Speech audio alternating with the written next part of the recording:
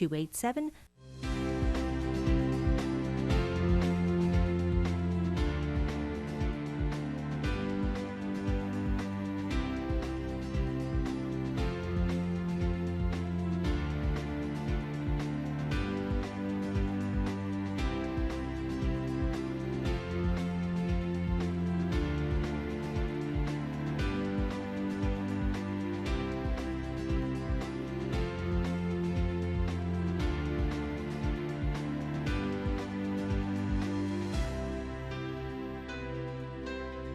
Hello everyone and welcome to Talking NEPA here on WYLN. Thanks for joining us today. Today I am very pleased and honored to have the Pennsylvania State Fire Commissioner in studio with us. We're going to talk about the trend in volunteer firefighting and how we need more people to step up and help. Plus, we're going to get an update of what's going on in Harrisburg to help our volunteer firefighters out right here in our communities. Without them, our communities would be in a lot of trouble. We're going to get a whole update this half hour right here on Talking NEPA, so don't go anywhere. S.J. Kowalski is your Mitsubishi Diamond Contractor. They can install a Mitsubishi electric Mr. Slim ductless heating and cooling system. Mr. Slim systems are designed to make any living space in your home inviting. You can have a different temperature control for every room in your home. The money-saving technology can save you 25 to 50% on your heating bill. For Mitsubishi, Rinnai, and trained comfort specialists, call S.J. Kowalski at 570-455-2600. WYLN has strong ties to the community and it's committed to important causes like the American Cancer Society and Helping Hands Society telethons. WYLN's commitment to Pennsylvania continues with the broadcast of Hazelton's Fun Fest Parade and the Christmas and St. Patrick's Day parades in Wilkes-Barre. In the summer, we broadcast the Weatherly and Giants to Spare Hill Climb. And throughout the year, we provide important community services through the broadcast of town meetings, school board meetings, election night coverage, and other community events. WYLN, we're your local network. The summer of Jeep, Wrangler, Cherokee, All-American Chrysler Dodge Jeep Ram. Your new adventure starts now. Lease a new Jeep Wrangler Unlimited Sport 4x4 for $299 for 36 months. Let them hear you coming in the new Jeep Cherokee Latitude Plus 4x4. Lease for just $199 for 42 months. And get 0% for 60 months plus $1,000 in bonus cash on the 2019 Jeep Cherokee. Come see why you'll be kicking it during the summer of Jeep at allamericanjeep.net. Do you like craft beer? Do you want to learn the right way to sample wine?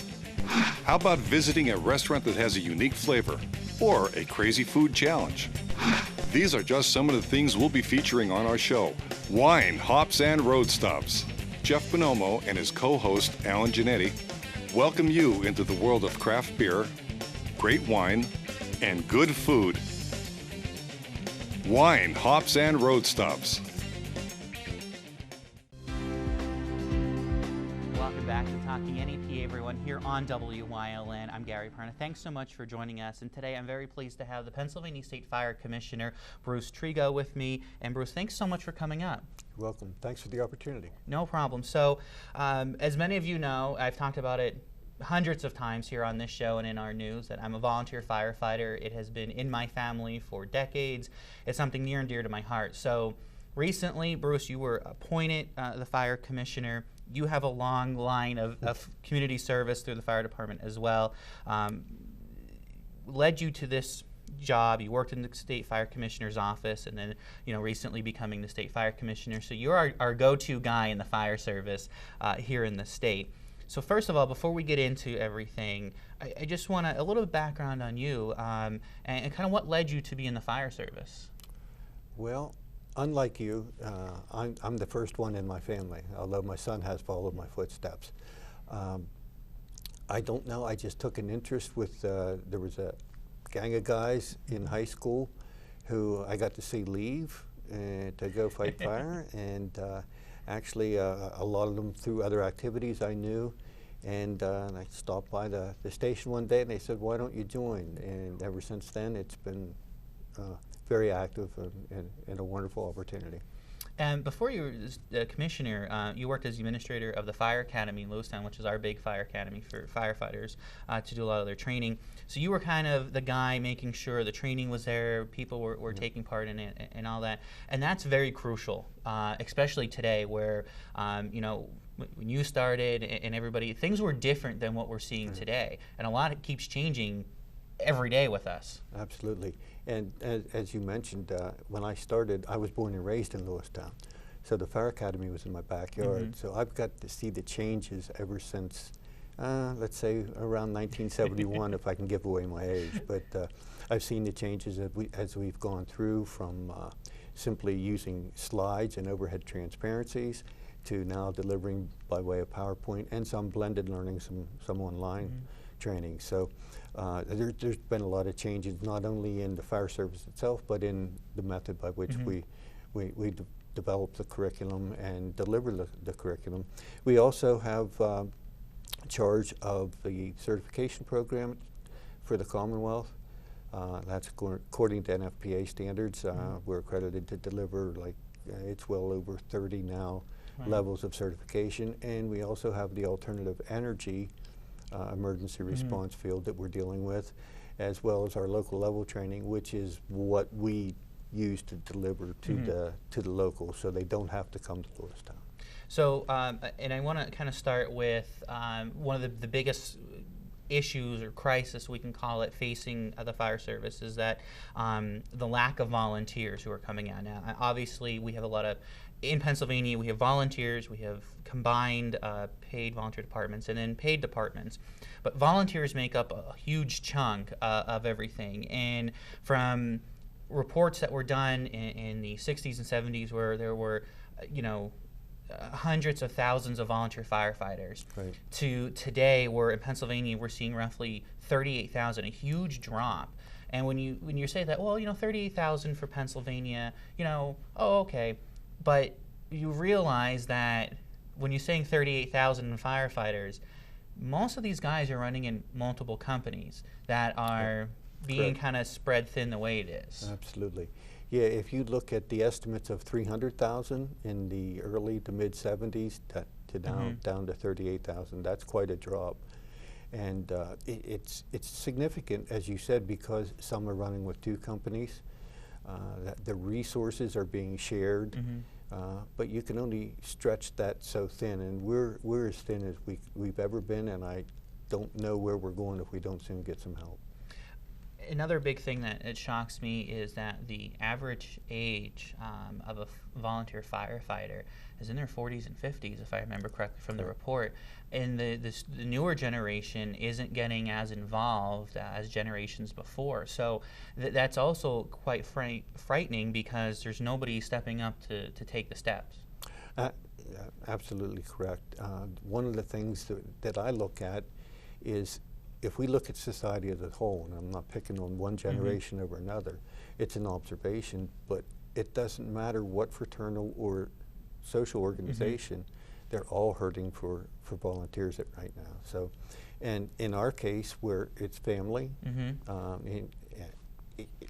there's just not that much time for the family anymore. A lot of people have 2 jobs or 3 jobs, and if you look at the activities that are available now for children that are in school, parents are running here, running there, to one club or band or track or whatever, and they're going all year round now. Where as I was growing up, we had activities, but they weren't quite as numerous. We've started to see a lot of high schools, some in our area, have been doing a lot of community projects. They've been getting a little involved, but also the colleges, and we're fortunate right here in Luzerne County to have Luzerne County Community College, where they have a training facility here, where they're starting to integrate that a little bit more. As far as the commissioner's office is concerned, what can we do, or what can be done to get the younger generations more involved and to start thinking that maybe it could be a career path as a paid firefighter, but also as a path to say a little bit to give back to your community? I think both of those are very important. I'll key on the second one first. Giving back to the community is something that is not as prevalent as what we were before. And again, there's so many things to do other than that. What can we do as far as citizens? I think some of the things that we could do to help alleviate that is, like you said, make it enticing and, for lack of a better term, profitable to those people coming in. And I don't mean just in dollars and cents, but am I getting a skill, a trade that I can use otherwise? I think you can probably attest to the fact, just like when we are in the fire service, if you look around, in that community, you have a plumber, an electrician, a carpenter. If any one of us needs help, there's somebody there that can do it. So, and you pick those skills up by working around those folks, volunteer and career. You know, it's the same thing. You have that family of mixed occupations that are a big benefit. The schools are becoming more and more involved, especially the CTCs, the Career Technology Centers, where they're providing them with our entry-level training program. So when they come out of that program, they can wait till they're 18 and get certified. Gives them skills that they can use no matter whether they become a firefighter or not. All right, we're going to stop right there. When we come back, we're going to talk about the SR6 Commission. We're going to get a little bit into it. You've heard us talk about it here on our newscast about what it means now. We had some local people right here from our area who were a part of that and what that's going to do to help the volunteer fire service and emergency services as a whole here in the Commonwealth. Plus, we'll get into some other great details here on Talking NEPA. Stay with us. We'll be right back.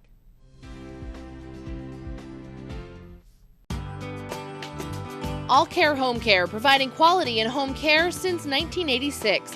Call and see how their team of licensed physical therapists, skilled nurses, speech, and occupational therapists can provide you with exceptional service in the comfort of your own home.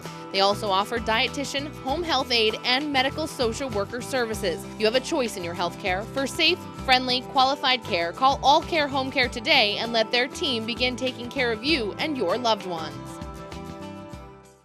Something is out there. What it is, no one knows. However, since its first sighting, there have been numerous reports of strange lights in the night sky. Some say they are extraterrestrials, flying saucers. But to all of those seemingly unrelated uncertainties, there is one common thread.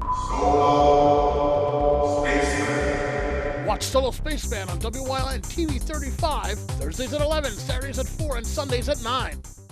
Sacco Chiropractic, East Broad Street in Hazleton, has the health care you've been waiting for. Whether it's a chronic issue or something new, Sacco Chiropractic has the most up-to-date techniques and therapies to help with any ailment. From his days of playing football with the Cougars and then in college, Dr. Scott Sacco has an elite understanding of sports injuries and how to correct them. Whether you are an athlete, a weekend warrior, or a grandmother, we can help with multiple issues. Call today to see why relief is super, man.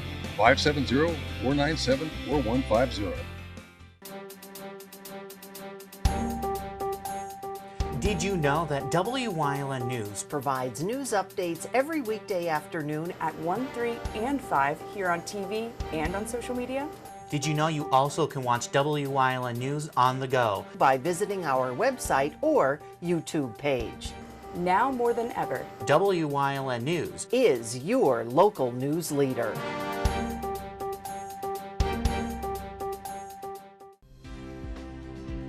Welcome back to Talking NEPA here on WYLN. Thanks for staying with us. I'm continuing my conversation with Pennsylvania State Fire Commissioner Bruce Trego, and we're going to move on to the SR6 Commission, which came out earlier this year, and it is kind of a report. I'll say maybe the report card and how things are going and maybe the way things should start to move. And this kind of incorporated all the emergency services in the Commonwealth. So SR6 came out. There was a group of individuals involved. We were fortunate enough here in NEPA to have two well-known people, Frank Zangari from Schuylkill County and Chief Jay Delaney from Wilkes-Barre City, be part of this. And they kind of looked at everything. And the report came out with some maybe startling statistics that we kind of knew about, but now it was kind of written in paper to see what it was. Was there anything, now I know it came out prior to you being named commissioner, but you were working in the office, anything to you that really stands out in that report? Not any one thing gigantically, but I would say there's no cookie cutter solution out of that. Right. When you looked across all the disciplines, and yes, we were very fortunate to have both Jay and Frank there. That was kind of the overall audience, if you will, or membership. We had career, volunteer, we had EMS, we had law enforcement, we had hazmat, we had fire, and it was kind of refreshing at the end to see everybody pulling together. When the meetings first started, you know, fire was here, law enforcement was over here, but as the working groups got together and they split up and divided up amongst those disciplines, it was very, very refreshing to see everybody pulling together. We appreciate the support from up here. SR6 was commissioned was a result of SR60, which was addressing earlier reports, if you will. They really started in the late 70s with America burning and then Pennsylvania burning, which all said we have less and less volunteers. So the recommendations, we'll fast forward to SR6, the recommendations that come out of there, some of them weren't new. Others were, what can we do to bolster the volunteer services?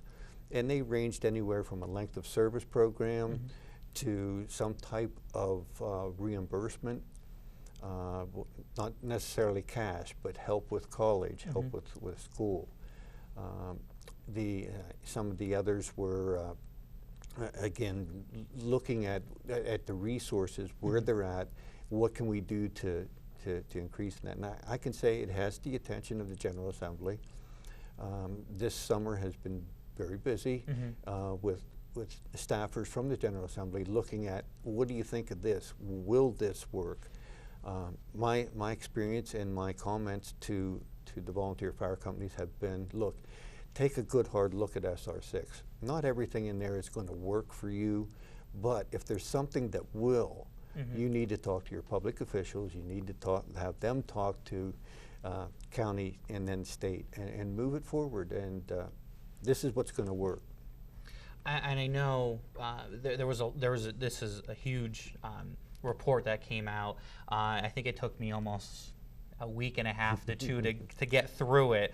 Right. You know, again, you're trying to cover a lot of things, and referring to some stuff you had to kind of do a little research with. But it did kind of reinforce what the volunteers and the fire service in general have been telling state officials and everybody, that there's this problem. We need to look at it. Obviously, what we talked about in the first part of the show about recruitment and retention. How do we get volunteers? How do we get them to stay then? You know, also the generation that has been here and now is starting to retire, who kind of been the backbone of everything we've been going through. And I know personally, seeing it here, when you have people who have been in the fire service for 30, 40 years who start to retire and step away. That's a big void, and I think a lot of companies across the Commonwealth are struggling and try to, how do we fill that void now? Right, and there are a lot of options. I shouldn't say a lot, but there are several options. One is looking at regionalization. And sometimes when you say merger or consolidation, the dander gets up because we all want to maintain our history, and there's nothing the matter with that to a certain extent. But when the resources are limited, we need to take a good hard look at, are we competing with each other? For example, a small town that had more than one fire company was competing for the same resources. Run bingo. One night we run bingo, another night. But not only are they competing for the financial resources, they're competing for the firefighting resources as well. As our demographics changed, and let's take that small town, if you will, people moved out. So there's not as many folks there. They moved into the townships, and so now the townships need more than the borough itself. So we need to take a good hard look at, and it's tough to do, but sometimes we have to drop the history and remember what we're in the business for, and that is when Mr. or Mrs. Citizen picks the phone up and dials 911, are we doing the best we can to deliver the service that they need? And I know I've been at multiple lectures. I've gone through multiple classes. History is a huge part of the fire service, and there's no doubt about that. There have been successful mergers where the identities are kept and they're happy with the way things are going. Being a member of a department that has merged 3 companies into one, it has worked great because you have now one, and I'll say kind of a power source where you're getting that protection for the citizens, because at the end of the day, the fire pager goes off or the whistle goes off. You need the people to get into the trucks who are trained to go out and take care of the incident. And now more and more people are relying on the fire service for just about everything, from exactly right. the trees down to whatever it would be. Right. They call the fire service. Yeah, and that was one of the things that we struggled on the SR6 Commission with, was define a firefighter. Right. Well, it's not just that person that puts wet stuff on red stuff anymore. As you said, they get called for the cat in the tree, the ducks in the sewer, hazardous materials, vehicle accidents, trench rescue, confined space rescue, high angle rescue, and the whole gamut. So when you take a look at what's expected of a quote-unquote firefighter, what is the true definition? The public expects that when I call, they're going to come and do something. All right, we're going to stop right there. When we come back here on Talking NEPA, we're going to wrap up our conversation with the fire commissioner, and hopefully after listening to this show, you may think about helping out at your volunteer fire department, because you don't always have to be a firefighter to help, and we'll talk a little bit about that when we come back. Stay with us. We'll be right back. Tri-County has been keeping your office up to speed since 1969. Everything your office needs: office supplies, personal and custom business forms, business cards, office furniture, new and used office equipment, copy, print, and scan solutions with wide format capabilities. Leasing is also available, free off-street parking, and free local delivery. Tri-County Business Machines, 117 East Broad Street in Hazleton, 570-459-0754. Family owned and operated since 1969. Hi, I'm Paula Degnan, news anchor and reporter for WYLN News. With over 30 years of experience in local news, I'm proud to be a part of your #1 local news team. When local news happens, you can count on WYLN News to be there, whether it's in Wilkes-Barre, Freeland, or right here in Hazleton. We work hard to be your #1 local news station, and will continue to work hard to stay #1. For over 25 years, Whitetail Preserve Shooting Range, 118 Boulevard Road in Bloomsburg, has provided professionally designed skeet, trap, and sporting clay fields. All stations are handicap accessible with resident NRA certified shooting instructors on site. Packages are available to fit anyone's budget, and there is a restaurant and catering on site. The facility is also available for weddings, business meetings, bachelor parties, private parties of any kind. Call 570-384-2314. Breaking news, community news, local news, regional news.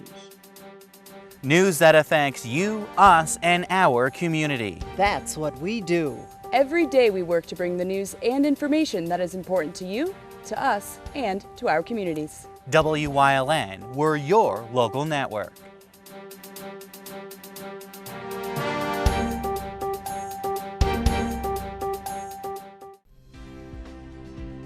Welcome back here to Talking NEPA here on WYLN, and we're continuing our conversation with Fire Commissioner Bruce Trego. And Bruce, right before we went out to break, I said, you don't always have to be a quote-unquote firefighter to belong to your local fire department, because with running a fire department, especially a volunteer in our area, you need volunteers to come out and help make the food, sell the tickets from the bingo. And that's a crucial part to fire department surviving. Absolutely, and I think we overlook those members quite a bit. And I did allude to the fact a little while ago that when I started, all I had to do was maybe one fundraiser a month, and then train and respond. However, at that time, we had a lot of the members of the community, retired school teachers, retired firefighters, who were working the administrative side. They knew what a nonprofit organization was, and they they were able to fulfill those. So I'll turn the tables on you for just a second. How many hats do you wear? How many different offices do you hold? In the fire company, 3. Right. Right now.